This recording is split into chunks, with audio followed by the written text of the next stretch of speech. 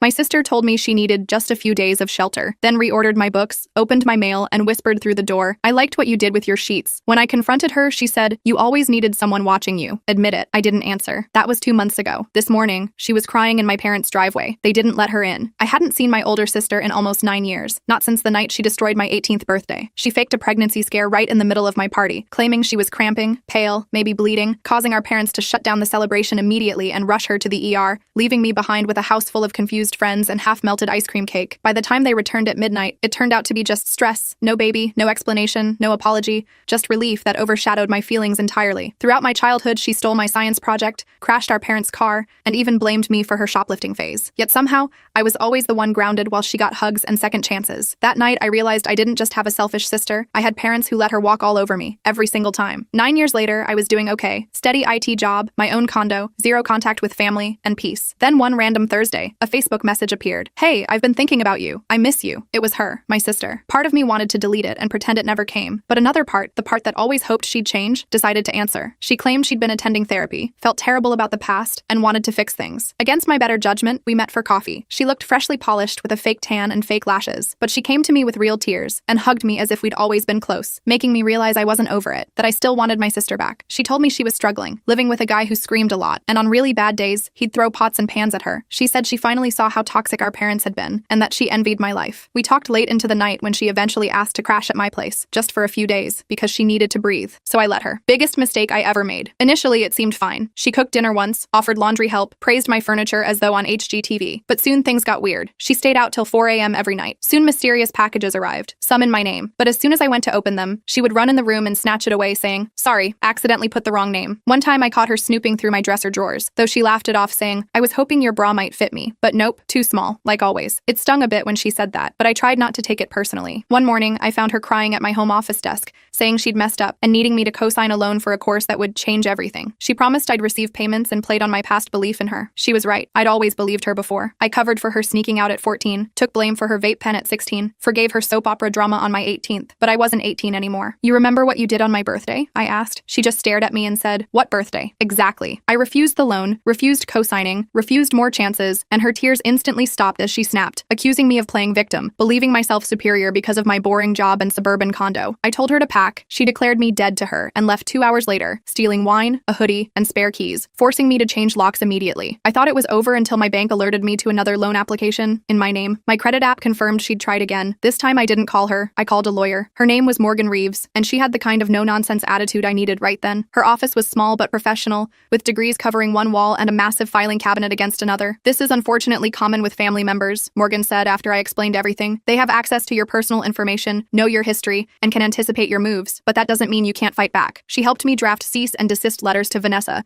and even to Mark. We filed formal fraud alerts with all 3 credit bureaus and sent dispute letters to the credit card companies. Morgan also suggested I start recording all phone calls, legal in our state with one-party consent, and saving every text, email, and social media message. "Document everything," she emphasized, tapping her pen on her legal pad. "The more evidence we have, the stronger our case." I left her office feeling slightly better. At least I had a plan now. I decided it was time to go back to my condo. Tara offered to come with me, but I knew I needed to face this alone. My place felt different when I returned, like someone else had been living there. Nothing was obviously wrong, but small things seemed off. My coffee mugs were arranged differently in the cabinet. My books weren't in the same order on the shelf. The shower curtain was pulled closed when I always left it open to prevent mildew. I did a thorough check of every room, looking for hidden cameras or other signs of intrusion, but found nothing concrete. That night, I barely slept. Every creak and groan of the building had me sitting upright in bed, heart racing. Around 3 a.m., my phone pinged with a text message. It was from an unknown number. "Sweet dreams, sis. I like what you've done with your bedroom, especially those new sheets." I nearly threw up. She'd been in my apartment. She'd been in my bedroom. I turned on all the lights and checked every closet, under the bed, behind the shower curtain, anywhere someone could hide. No one was there, but that didn't calm my nerves. I pushed my dresser in front of the door and slept with a kitchen knife under my pillow. The next morning, I called a security company and had cameras installed at my front door and in my main living areas. It cost almost $800, but the peace of mind was worth it. I also added a door bar and new deadbolt. The locksmith, an older guy named Phil, gave me a sympathetic look when I explained it was my second lock change in 2 weeks. "Boyfriend trouble?" he asked as he worked on the door. "Sister trouble," I replied. He nodded knowingly. Family can be the worst. My brother-in-law cleaned out my garage once, took every power tool I owned. Somehow, that small moment of shared experience made me feel less alone. Other people had crazy family members too. I wasn't the only one dealing with this kind of betrayal. I went back to work the next day. The investigation into the anonymous email had cleared me completely, but I could still feel some colleagues watching me with suspicion. My boss, Dave, called me into his office to check in. "Everything okay at home?" he asked. "You seem seems stressed lately. I considered telling him the whole story but decided against it. Office gossip was the last thing I needed. Just some family drama, I said vaguely. Nothing I can't handle. Well, if you need time off or anything, just let me know, he offered. I thanked him and went back to my desk, throwing myself into work as a distraction. Around lunchtime, I got a call from my bank. There had been an attempt to change my mailing address for all statements and correspondence. Thankfully, the bank's security protocols had flagged it as suspicious since the request came from a different state. Did you recently move to Florida? The bank representative asked. No, I said, my stomach dropping. I definitely did not. After hanging up, I called Morgan right away. She advised me to put fraud alerts on my accounts at the post office and with all utilities as well. She's trying to redirect your mail, Morgan explained. It's a common tactic in identity theft cases. They want to intercept bills and statements so you don't see the fraudulent charges. That evening, I checked my security camera footage from my phone. Nothing unusual appeared. No sign of Vanessa or anyone else trying to break in. I was just starting to relax when my doorbell rang. Through the peephole, I saw a delivery guy holding a large bouquet of flowers. I opened the door cautiously, chain still in place. I didn't order any flowers. Delivery for Sarah, he said, checking his clipboard. That you? I nodded and accepted the bouquet after signing for it. The flowers were beautiful, roses and lilies arranged artfully in an expensive-looking vase. The card simply read, I'm watching you, always. No signature, but I knew who they were from. I dropped the vase in the trash chute and washed my hands thoroughly,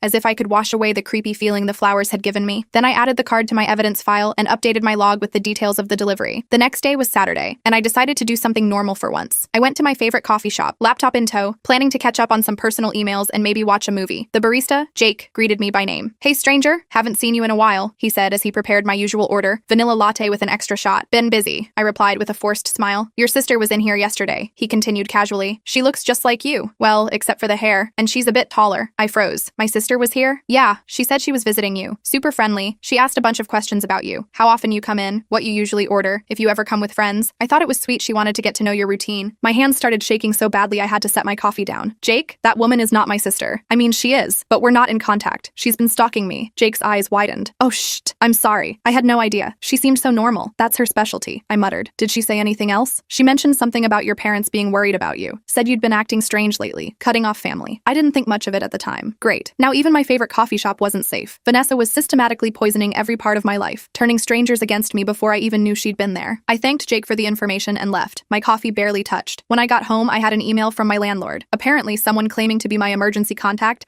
had called to report concerning behavior from my unit. Neighbors supposedly complained about screaming and crashing sounds late at night. The landlord was just checking in, but mentioned that continued disturbances could violate my lease terms. I called him immediately and explained the situation. He seemed understanding but warned me that he couldn't ignore legitimate noise complaints if they continued. Family drama is one thing, he said, but I have to consider all the tenants. That night, I got 3 pizza deliveries I never ordered, all COD with large tips added to the bill. I refused them all but felt terrible for the confused delivery drivers. Then around midnight, someone started pounding on my door, yelling my name. Through the security camera, I saw it was Mark, Vanessa's boyfriend. He was clearly hammered, swaying slightly as he continued banging. I know you're in there, he shouted. Open the door. We need to talk about what you did. I called the police, speaking quietly so he wouldn't hear me. While waiting for them to arrive, I recorded his behavior through the security app on my phone. He eventually gave up and left before the police arrived, but I showed them the footage. They took a report but said there wasn't much they could do since he hadn't actually threatened me verbally or managed to get inside. The next morning, I woke up to dozens of notifications on my phone. Someone had created fake profiles using my name and photos on several dating sites. The profiles described me as looking for no strings fun and included my real phone number and workplace. My inbox was flooded with crude messages from strangers. I spent hours contacting each site to report the fake profiles, but the damage was already done. I changed my phone number that day and emailed my new contact information to my boss, close friends, and important contacts. I also had to explain to HR why I was suddenly receiving inappropriate calls at work. The HR director, Patricia, was sympathetic but clearly uncomfortable with the whole situation. Perhaps you should consider a restraining order, she suggested, sliding a pamphlet for the Employee Assistance Program across her desk. I'm working on it, I assured her. My lawyer is gathering evidence. Speaking of evidence, I now had quite a collection. Morgan was impressed when I met with her again, bringing a neatly organized folder of screenshots, recordings, photos, and a detailed timeline of events. This is exactly what we need, she said, flipping through the documents. I think we have enough for a temporary restraining order. It won't solve everything, but it's a start. We filed the paperwork that day. The hearing was scheduled for the following week, which meant I had to endure several more days of Vanessa's harassment, and she didn't disappoint. That very night, I came home to find my car had been keyed in the parking garage. Long, deep scratches ran the entire length of both sides. The word liar was carved into the hood. I immediately checked with the building management about security footage, only to learn that the cameras in that section of the garage had been malfunctioning since earlier that afternoon. The timing was too perfect to be coincidental. The security manager, Robert, seemed genuinely apologetic as as he showed me the blank footage from that time period. The system showed it was recording, but when we tried to access the files, they were corrupted, he explained, looking frustrated. We've had issues with this particular camera before, but never this bad. I knew Vanessa couldn't have hacked into a security system, but I wondered if she might have found another way to tamper with it. Perhaps she'd made friends with someone who worked in the building. It wouldn't be the first time she'd charmed her way into getting what she wanted. The next day, I received an email from my student loan servicer confirming my request for forbearance due to hospitalization. I had made no such request. When I called to correct this, the representative seemed confused by my denial. According to our records, you called yesterday and provided all the necessary verification information, your social security number, date of birth, and even correctly answered your security questions about your mother's maiden name and your elevated school. A chill ran down my spine. Vanessa would know all of that information. That wasn't me, I insisted. Someone is impersonating me. Getting my internet restored took 3 days and required an in-person visit to their office with multiple forms of ID. I was starting to feel like I spent all my time just proving I was me and undoing Vanessa's sabotage. The emotional toll was becoming unbearable. Each night I'd collapse into bed, exhausted from the day's battles, only to lie awake worrying about what new violation I'd discover tomorrow. The constant vigilance was wearing me down, checking my accounts multiple times daily, scrutinizing every email, jumping at unexpected sounds. I felt like I was losing pieces of myself, becoming defined by this conflict, rather than by who I actually was. The final straw came when I received a call from my doctor's office confirming my appointment with Dr. Winters, the psychiatrist. I had never made such an appointment. It says here you called yesterday, the receptionist said. You were quite insistent about needing help with delusions and paranoia. Said you'd been imagining a sister who doesn't exist. My blood ran cold. I never called. I don't even have a psychiatrist. Well, someone called using your name and insurance information. They even knew your medical history. I felt violated in a whole new way. My medical records were supposed to be private, protected by HIPAA laws. I asked the receptionist how someone could have accessed that information. I'm not sure, she admitted. But they had your insurance ID number and knew about your allergy to penicillin and that visit for bronchitis last winter. We assumed it was you. I immediately called my insurance company to report the breach and then contacted my primary doctor's office to put a security alert on my file. They suggested I file a HIPAA complaint, which I did, though I knew it would take time to investigate. I also added this incident to my growing evidence file for the restraining order hearing. The day of the restraining order hearing finally arrived. I dressed professionally in a simple black skirt suit and low heels. Morgan met me at the courthouse, reviewing our strategy one last time. Stick to the facts, she advised. No emotional outbursts, no matter what she says or does. Judges want to see that you're reasonable and genuinely afraid, not angry or vindictive. I nodded, trying to calm my nerves. We waited in the hallway outside the courtroom, and that's when I saw her. Vanessa walked in with a man I assumed was her lawyer. She looked completely different from the last time I'd seen her. Gone was the flashy outfit and perfect makeup. Instead, she wore a modest navy dress with minimal jewelry and her hair pulled back in a simple ponytail. She looked like she was auditioning for the role of responsible young professional. Our eyes met briefly, and she gave me a small, sad smile, as if she were the wounded party. I looked away quickly, my heart pounding. Morgan squeezed my arm reassuringly. She's playing a role, Morgan whispered. Don't let it get to you. Inside the courtroom, I presented my evidence calmly and clearly. I explained the history of Vanessa's behavior, both recent and from our childhood. I showed the judge the credit card statements, the fake profiles, the threatening messages, and the police reports. My voice shook slightly at times, but I managed to get through it without breaking down. Then it was Vanessa's turn. She transformed before my eyes, her voice soft and trembling as she spoke. Your Honor, I'm heartbroken to be here today, she began. My sister has always had difficulties. Our parents worried about her tendency to exaggerate and create scenarios in her mind. When she cut off contact with our family 9 years ago, we respected her wishes, hoping she would get the help she needed. I gripped the edge of the table, forcing myself to remain silent as she continued weaving her lies. Recently, our parents asked me to check on her because they were concerned. I reached out and was initially encouraged by her response, but when I visited her, I noticed concerning behaviors. Her apartment was covered in strange notes. She seemed paranoid, accusing me of things I hadn't done. I tried to suggest she speak to someone, a professional, but that only made her more agitated. Vanessa dabbed at her eyes with a tissue. I believe she's created this elaborate story about me harassing her because she can't face her own issues.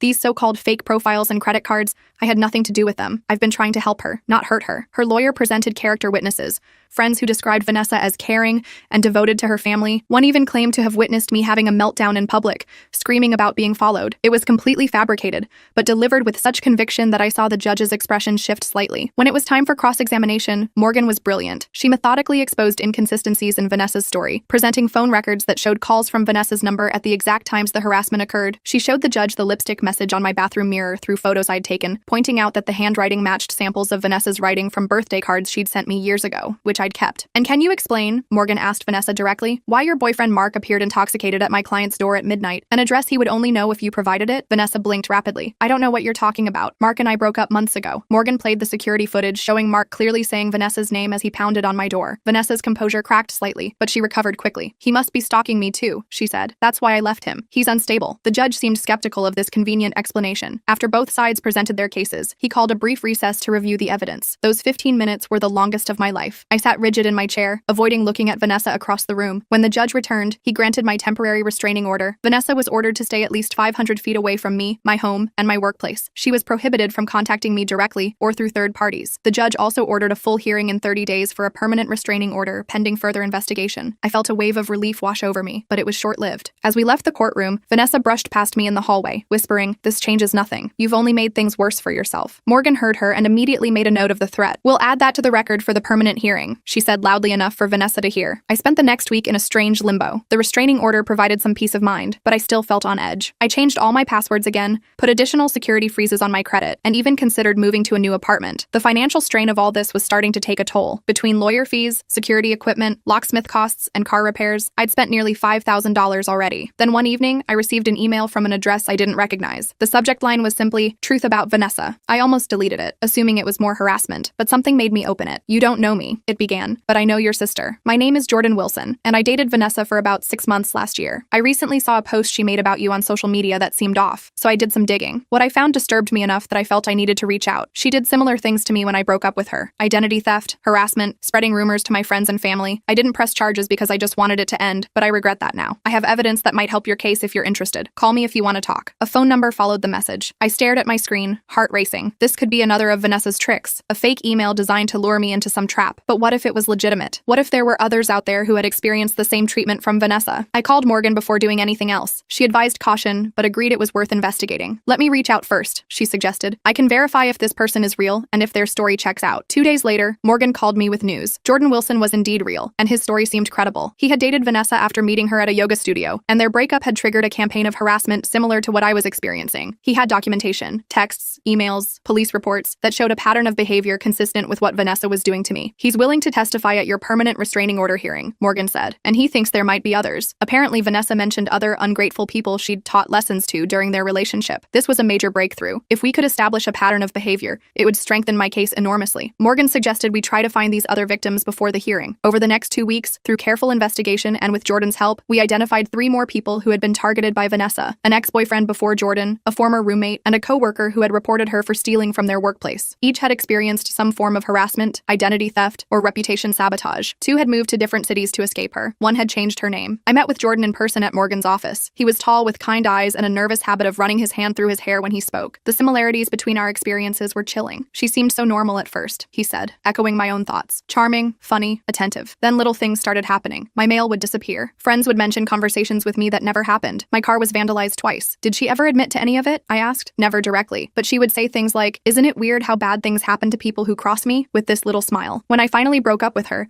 she looked me dead in the eye and said, 'You have no idea what's coming.' A chill ran down my spine. It was exactly the kind of thing Vanessa would say. With 4 witnesses willing to testify about similar experiences, Morgan was confident about our chances at the permanent restraining order hearing, but Vanessa wasn't done with me yet. 3 days before the hearing, I received a call from my parents. I almost didn't answer, but curiosity got the better of me. It had been 9 years since we'd spoken. "Sarah?" My mother's voice sounded older, more tentative than I remembered. "Is that you?" "Yes," I replied stiffly. "What do you want?" "We're worried about you, honey. Vanessa told us you've been having problems, that you're accusing her of terrible things." Of course she had gone to our parents. I should have expected it. "Did she tell you she stole my identity? That she's been stalking me and trying to ruin my life?" "She said you might say those things," my father cut in. His voice still had that dismissive tone I remembered so well. "She's shown us the restraining order. Do you know how much this is hurting her? She could lose her job over this." "Good," I snapped. "She should lose her job. She's a criminal." "Sarah, please," my mother pleaded. "We know you've always been sensitive about Vanessa getting attention, but this has gone too far. We want to help you." I laughed bitterly. "Now you want to help me? Where was this concern when she ruined my birthday? Or when she stole my science project? Or blamed me for her shoplifting? You never believed me then. Why would you start now?" "That's all in the past," my father said dismissively. "You need to drop this restraining order nonsense and come home. We can get you the help you need." "I don't need help," I said firmly. "I need you to finally see Vanessa for who she really is. But I know that's never going to happen. Don't call me again." I hung up, hands shaking with anger and old pain. Some things never changed. Even after 9 years, they still took her side without question. I added the call to my evidence log, noting the date, time, and what was said. At this point, documenting everything was second nature. The day before the hearing, I received a large envelope at work. Inside was a formal-looking document titled Petition for Involuntary Psychiatric Commitment, with my name on it. It wasn't official, just a template printed from some legal website, but seeing my name on such a document sent a wave of panic through me. Attached was a note that simply read, "Tomorrow's just the beginning. I always win." I called Morgan immediately. She assured me that Vanessa couldn't actually have me committed without substantial evidence and multiple medical opinions, but but the threat itself was significant. Bring it to the hearing, she advised. It's another example of harassment and intimidation. That night, I barely slept. Every noise made me jump, convinced Vanessa had found some way past the restraining order. I checked and rechecked my door locks, windows, and security cameras. Around 3 a.m.,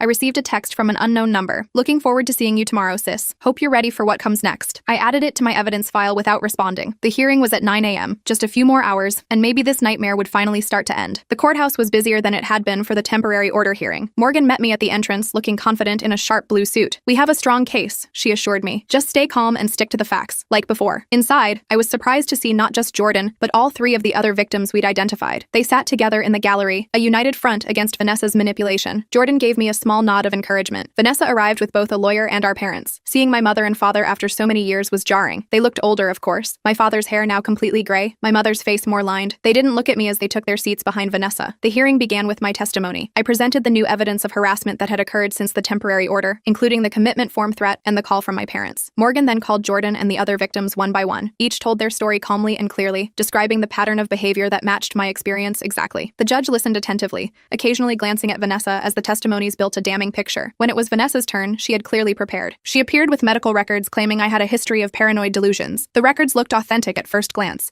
with official-looking letterheads and doctor signatures. These records show my sister has struggled with reality perception for years, Vanessa said, her voice dripping with fake concern. I've only tried to help her, to get her the treatment she needs. These people claiming I harassed them are friends of hers, participating in her delusion. Morgan was ready. She had subpoenaed records from the actual medical facilities Vanessa claimed had treated me. The representatives testified that the documents Vanessa presented were forgeries. I had never been treated at their facilities, and the doctor signatures were fake. The judge's expression darkened as this evidence was presented. When Morgan showed the threatening text messages, the fake profiles, the credit fraud documentation, and finally the petition for commitment form, Vanessa's facade began to crack. Ms. Reynolds, the judge addressed Vanessa directly, these allegations against you are extremely serious. Do you deny sending these messages or creating these fraudulent documents? Vanessa's lawyer whispered something to her, but she ignored him. My sister has always been jealous of me, she said, her voice taking on a harder edge. She's manipulated these people into lying for her. She's the one harassing me, trying to ruin my life because she can't stand that our parents love me more. The mask had slipped. The judge raised his eyebrows at her outburst, making notes on his pad. Morgan seized the opportunity, presenting the evidence of Vanessa's boyfriend showing up at my door, the security footage of my vandalized car, and the testimony of my neighbors about Vanessa's lies. The final piece of evidence came when Morgan called Charles, my building's maintenance supervisor, to testify. He nervously explained that a woman matching Vanessa's description had approached him several times in the weeks before the first restraining order. She told me she was Ms. Reynolds' sister and had locked herself out, he explained, fidgeting with his work badge. She offered me $200 to let her in the first time, saying it was embarrassing to admit to her sister she'd lost her key. And did you let her in? Morgan asked. Charles looked down. Yes, ma'am. She had family photos on her phone showing them together, and she knew details about the apartment. I thought she was legitimate. Did this happen more than once? 3 times total. The last time she offered $500 because she said there was a new security system. She told me her sister was having mental problems and sometimes changed the locks when she got paranoid. The judge's expression grew increasingly severe as Charles described how Vanessa had manipulated him to gain access to my apartment multiple times, explaining the mysterious changes I'd noticed and how she'd been able to bypass my security measures. Vanessa's composure completely collapsed. She deserves everything I did to her, she shouted suddenly. She abandoned our family. She thinks she's so perfect with her condo and her job and her friends. She needed to learn what it feels like to lose everything. The courtroom fell silent. Even Vanessa seemed shocked by her own admission. Her lawyer put his head in his hands. Our parents looked stunned, finally hearing the truth from their favorite daughter's own mouth. The judge didn't need to deliberate long. He granted the permanent restraining order, effective immediately for 3 years with the possibility of extension. Additionally, he referred the case to the district attorney's office for potential criminal charges related to identity theft, forgery of medical documents, and harassment. Ms. Reynolds, he addressed Vanessa sternly, I strongly suggest you seek professional help. This vindictive behavior is deeply troubling and, as you've now publicly admitted, deliberate and premeditated. This court has a zero-tolerance policy for the kind of harassment you've inflicted. As we left the courtroom, Jordan and the other victims surrounded me like a protective shield. My parents stood awkwardly in the hallway, looking like they wanted to approach but didn't know how. I walked past them without a word, 9 years too late for that conversation. Outside the courthouse, I finally felt like I could breathe again. It wasn't over. There would likely be criminal proceedings, and I still had the mess of my credit to clean up. But for the first time in weeks, I felt a glimmer of hope. Thank you, I said to Jordan and the others. I don't know if I could have done this without you. Jordan smiled. When I got away from her, I promised myself I'd help anyone else she targeted. I just wish I'd known about you sooner. As we stood there talking, I noticed Vanessa exit the courthouse with our parents. She looked directly at me, her expression cold and calculating even now. The restraining order meant she couldn't approach me, but the look in her eyes told me this wasn't truly over. She might be legally required to stay away, but someone like Vanessa always found ways around the rules. Morgan joined us, looking seeming pleased with the outcome. "This is a significant win," she said, "but stay vigilant. People like your sister don't give up easily." I nodded, watching as Vanessa got into our parents' car and drove away. I knew Morgan was right. The restraining order was just a piece of paper. It wouldn't magically protect me from everything Vanessa might try next. But for the first time since this all began, I wasn't facing her alone. I had allies now. People who believed me, who had experienced the same manipulation and survived. That night, I returned to my condo with a new security system being installed the next day,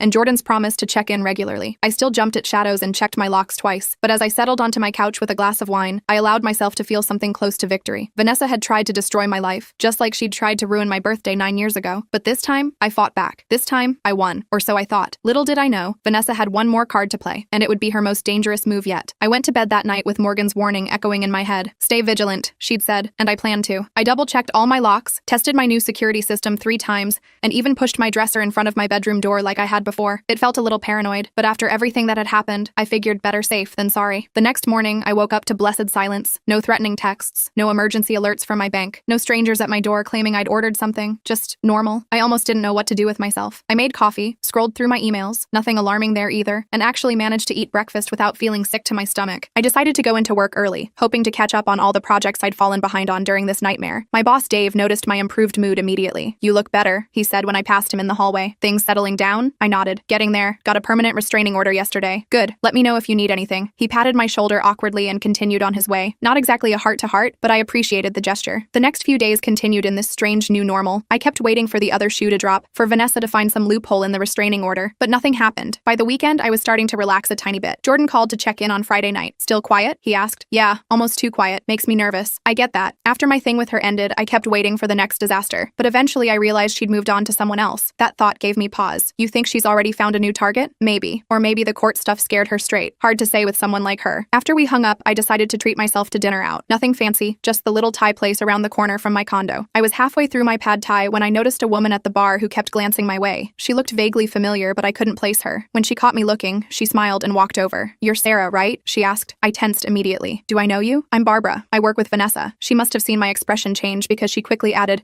"Don't worry, I'm not here on her behalf. Actually, the opposite." Against my better judgment, I let her join me. Barbara explained that she was an administrative assistant at the same insurance company where Vanessa worked. She'd overheard Vanessa on the phone several times, making what sounded like threatening calls. At first, I thought it was just client stuff, you know? Insurance can get heated. But then I heard her mention your name and she sounded scary, not like the person I thought I knew. "Why are you telling me this?" I asked, pushing my food away. My appetite had vanished. "Because yesterday she got fired. They found out she'd been using company resources to access people's personal information. Not just yours, lots of people. And now she's telling everyone it's your fault." My stomach dropped. "Great. I thought you should know. She's really angry. Like, scary angry." I thanked Barbara for the warning and asked for my check. So much for my relaxing dinner out. On the walk home, I kept looking over my shoulder, half expecting to see Vanessa lurking in the shadows. I called Morgan as soon as I got inside. "This is concerning, but not surprising," she said after I explained. "People like your sister often escalate when they face consequences. The good news is that if she violates the restraining order, we can have her arrested immediately. And if she finds ways around it," I asked, "document everything, like before. And maybe consider staying with a friend for a few days, just until things settle down." I called Tara, but she was out of town visiting her parents. I thought about calling Jordan, but that felt weird. We weren't really friends yet, just people united by a common enemy. In the end, I decided to stay put. My security system was good, and I had the police on speed dial. That night, I dreamed about Vanessa. We were kids again, playing in our backyard. She was pushing me on the swing, higher and higher, until I was terrified I would flip over the top. I begged her to stop, but she just pushed harder, laughing. I woke up in a cold sweat at 3 a.m. and couldn't get back to sleep. The next day was Sunday. I tried to distract myself with chores and Netflix, but I kept thinking about what Barbara had said. Vanessa blamed me for getting her fired. In her twisted mind, this was all my fault. I wondered if she'd go to our parents for help again, or if even they had finally seen through her act. Around noon, my phone rang with an unknown number. I almost didn't answer, but something told me I should. "Hello? Sarah? It's Dad." I nearly hung up. "What do you want?" He sighed heavily. "I owe you an apology. A big one. Your mother and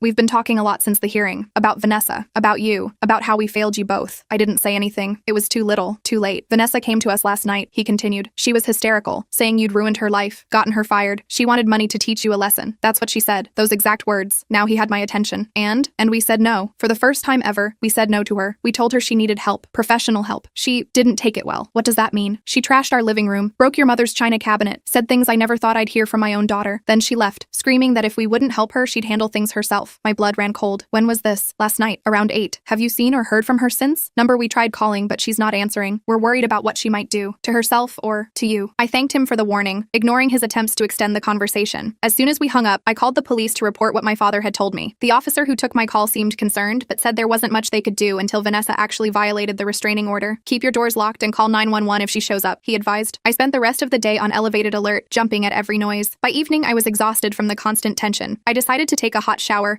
hoping it would help me relax enough to sleep. As the bathroom filled with steam, I thought I heard something in the living room. A soft thud, like something being set down. I turned off the water and listened hard. Nothing. You're being paranoid, I muttered to myself, wrapping a towel around my body. But just to be safe, I grabbed my phone before opening the bathroom door. The apartment was dark except for the small lamp I'd left on in the living room. Everything looked normal, no sign of intrusion. I was about to head to my bedroom when I noticed something on my kitchen counter that hadn't been there before. A small gift box with a red bow. My heart started racing. I definitely hadn't left that there. I backed away slowly, fumbling with my phone to call 911. Before I could hit dial, a voice came from the darkened corner of my living room. Aren't you going to open it? I picked it out special for you. Vanessa stepped into the dim light, smiling that familiar cold smile. She was holding something in her hand, a small canister that looked like pepper spray. How did you get in here? I demanded, trying to keep my voice steady. She laughed. You really should vet your security companies better. Your new installer Richard was quite helpful after I showed him some family photos and slipped him $500. I glanced at my front door. It was still closed and locked. She must have come in through the balcony somehow. You need to leave, I said firmly. You're violating the restraining order. The police are already on their way. A lie, but she didn't need to know that. No, they're not. But that's okay. We won't need much time. She gestured to the box. Open it. No. Her smile faded. Always so difficult. Fine. I'll tell you what it is. It's a thumb drive, with evidence that you've been the one stalking me all along. Faked texts from my number to yours. Emails where you threaten yourself pretending to be me. Even a lovely little diary where you detail your plans to frame me because you've always been jealous. That's insane. No one would believe that. People believe what they want to believe, sis. Our parents believed me for years, didn't they? Until you turned them against me too. Her voice hardened on the last words. I tightened my grip on my phone. Is that what this is about? Mom and Dad finally seeing through your act? This is about you ruining my life, she snapped. I lost my job because of you, my boyfriend, my apartment, everything. You did that yourself, I said, by breaking the law, by harassing me and who knows how many others. She took a step closer, raising the canister. Always so self-righteous. You know what this is? It's not pepper spray. It's a sedative, strong enough to knock you out in seconds. And when you wake up, you'll be in a very compromising position with enough evidence to suggest you attacked me, violated your own restraining order. My mind raced. The bathroom window was too small to escape through. The front door was behind her. The balcony was my only option, but I'd have to get past her first. Vanessa, think about what you're doing, I said, trying to buy time. You're only making things worse for yourself. Things can't get worse, she shouted. You've taken everything from me. I noticed her hand shaking slightly. Despite her bravado, she was nervous. I remembered what Jordan had said about her, that she relied on manipulation, not confrontation, that she backed down when directly challenged. No, I said firmly. I protected myself from you. There's a difference, and I'll keep protecting myself. I raised my phone so she could see the screen. I'd managed to open my security app while we were talking. The camera feed showed both of us clearly, and a small red dot indicated it was recording. You're on camera right now, I told her, breaking into my home, threatening me. All being uploaded to the cloud where my lawyer can access it. Her eyes widened slightly. You're bluffing. Try me. Or better yet, look up. I pointed to the small camera in the corner of my ceiling, its red light blinking steadily. For a moment, she looked uncertain. Then her expression hardened again. Doesn't matter. It'll be your word against mine once I'm done with you. She lunged forward, aiming the canister at my face. I ducked and shoved her as hard as I could,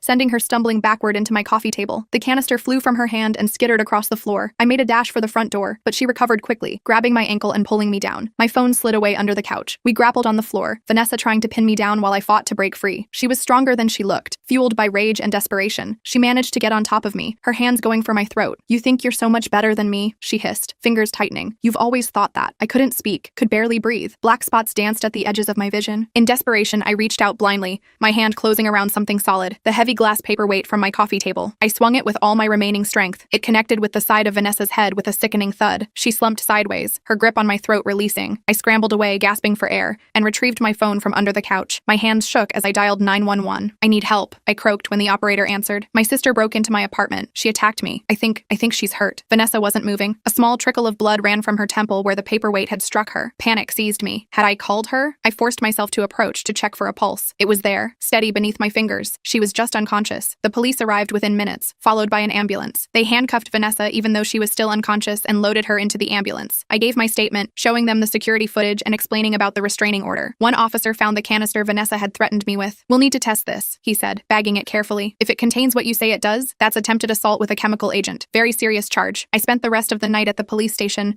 giving a formal statement and filing additional charges. By morning, I was exhausted, but relieved. Vanessa was in the hospital under police guard, facing multiple felony charges. The restraining order violation alone would likely mean jail time. Morgan arrived at the station around 8 a.m., looking concerned but professional as always. Are you all right? She asked, examining the bruises forming on my neck. I will be, I said. Is it over? Really over this time? I think so. Breaking and entering, assault, restraining order violation, possession of a controlled substance with intent to harm. She's looking at serious time. And with her history now documented through our previous case, no judge is going to be lenient. I felt tears forming, the emotional weight of everything finally hitting me. I just wanted her to leave me alone. I never wanted any of this. Morgan squeezed my shoulder. I know, but you protected yourself. You did everything right. The next few weeks passed in a blur of legal proceedings. Vanessa was charged with multiple felonies and held without bail due to being a flight risk. The canister had indeed contained a powerful sedative, stolen from a veterinary clinic where one of her friends worked. The thumb drive she'd brought contained exactly what she described, fabricated evidence meant to frame me. My parents tried to contact me several times. I ignored most of their calls, but eventually agreed to meet them for coffee. It was awkward and painful. 9 years of hurt and misunderstanding sitting between us like a wall. We failed you, my mother said simply. We let Vanessa manipulate us for years, and we failed to protect you. I don't expect forgiveness, but I want you to know we understand that now. It took a court case and criminal charges for you to see it, I pointed out. My father nodded sadly. We were blind, willfully blind, and I'm so sorry for that. I didn't promise forgiveness or a renewed relationship. Some wounds were too deep for simple solutions, but I did agree to think about it, to leave the door open a crack for possible reconciliation someday. Jordan called regularly to check on me, and we eventually started meeting for coffee or movies. Nothing romantic, just the comfort of someone who truly understood what I'd been through. Tara remained my rock, helping me redecorate my condo to make it feel like mine again after Vanessa's invasion. 3 months after the attack, Vanessa accepted a plea deal. 5 years in prison with mandatory psychiatric treatment. I attended the sentencing hearing, sitting in the back of the courtroom. She looked small in her orange jumpsuit, her fake tan faded and her roots showing. When given a chance to speak, she offered no apology, just a blank stare in my direction. As they led her away, I felt no satisfaction, no sense of victory, just relief that it was finally, truly over. I still jump sometimes when my doorbell rings unexpectedly. I still check my credit report weekly